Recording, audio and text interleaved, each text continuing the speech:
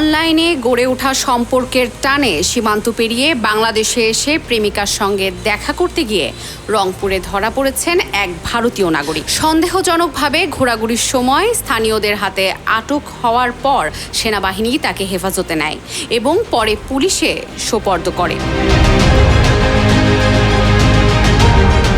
আটক ভারতীয় তরুণের নাম সোহেল আলী। তিনি ভারতের পশ্চিমবঙ্গ রাজ্যের মুর্শিদাবাদ জেলার রানীনগর থানার কলবলিতলা এলাকার বাসিন্দা।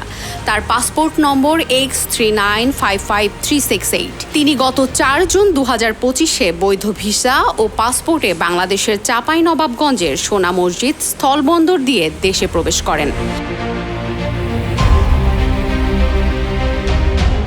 এবং রাজশাহীর পবা উপজেলার ডাঙ্গিপাড়া এলাকার মামাতো ভাই মোহাম্মদ রফিকের বাড়িতে অবস্থান করেছিলেন। বর্তমানে বিষয়টি তদন্তাধীন রয়েছে এবং সোহেল আলীর ভিসা শর্তভঙ্গ হয়েছে কিনা তা যাচাই করা হচ্ছে। হাড়াগাছা থানার ভারপ্রাপ্ত কর্মকর্তা জানান, ঘটনার সময় আইন শৃঙ্খলা পরিস্থিতি স্বাভাবিক ছিল। প্রাথমিক জিজ্ঞাসাবাদ শেষে পরবর্তী আইনানুগ ব্যবস্থা নেওয়া হবে। সুপ্রীতি প্রিয়া, নিউজ 21 নিউজ ডেস্ক।